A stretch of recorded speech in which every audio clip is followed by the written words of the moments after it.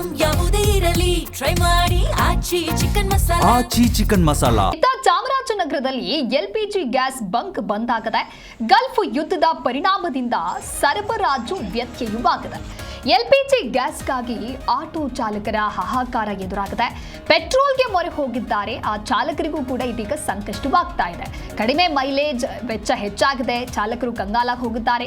Loan EMI ಕಟ್ಟುವುದಕ್ಕೂ ಕೂಡ ಆಗದೆ auto ಚಾಲಕರು ಪರದಾಟವನ್ನು ಅನುಭವಿಸುವಂತಹ ಸ್ಥಿತಿ ನಿರ್ಮಾಣವಾಗಿದೆ. ಗಲ್ಫ್ ಯುದ್ಧದ ಪರಿಣಾಮ ಈಗ ಚಾಮರಾಜನಗರದಲ್ಲೂ ಕೂಡ ಕಾಣಿಸಿಕೊಳ್ತಾ ಇದೆ. ಪಟ್ಟಣದಲ್ಲಿ ಇರುವಂತಹ 2 ಎಲ್ಪಿಜಿ ಗ್ಯಾಸ್ ಬಂಕ್ಗಳೇನಿದೆ ಅವು ಕೂಡ ಬಂದ್ ಆಗಿದೆ. ಹಾಗಾಗಿ ಆಟೋ ಚಾಲಕರು ಇದೀಗ ಮತ್ತಷ್ಟು ಸಂಕಷ್ಟಕ್ಕೆ ಸಿಲುಕಿದ್ದಾರೆ.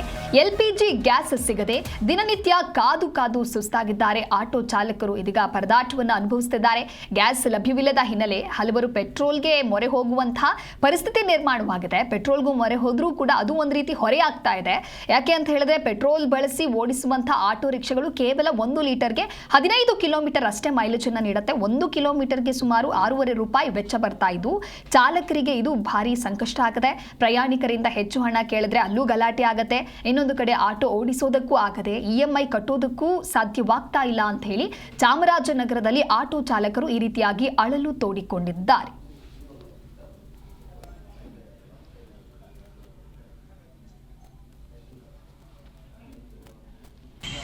ಮಧ್ಯಪ್ರಾಚ್ಯದಲ್ಲಿ ಆಗ್ತಾ ಇರುವಂತಹ ಸಂಘರ್ಷ ಇದೀಗ ನೇರವಾಗಿ ಚಾಮರಾಜನಗರಕ್ಕೂ ಕೂಡ ಎಫೆಕ್ಟ್ ಅನ್ನ ಬೀರಿದೆ.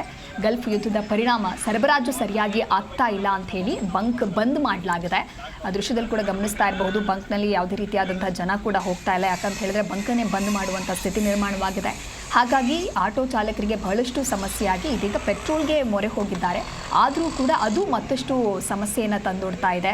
ಲೋನ್ ಇಎಂಐಯನ್ನು ಕಟ್ಟೋದಕ್ಕೂ ಆಗ್ತಾ ಇಲ್ಲ. ದಿನನಿತ್ಯ ಇದೇ ರೀತಿ ಆದರೆ ನಾವು ಜೀವನವನ್ನು ನಡೆಸೋದು ಹೇಗೆ ಅಂತ ಹೇಳಿ ಇದೀಗ ಆಟೋ ಚಾಲಕರು ತಮ್ಮ ಅಳಲನ್ನು ತೋಡಿಕೊಳ್ತಾ ಇದ್ದಾರೆ.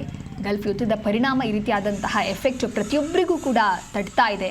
ಪಟ್ಟಣದಲ್ಲಿ ಇರುವಂಥದ್ದು 2 ಎಲ್ಪಿಜಿ ಗ್ಯಾಸ್ ಬಂಕ್ಗಳು. ಆ 2 ಬಂಕ್ಗಳು ಕೂಡ ಬಂದ್ ಆಗಿರೋದ್ರಿಂದ ಆಟೋ ಚಾಲಕರಿಗೆ ಜೀವನ ನಿರ್ವಹಣೆಯನ್ನು ಮಾಡೋದು ಇದೀಗ ಭಾರಿ ತೊಂದರೆ ಆಗ್ತಾ ಇದೆ.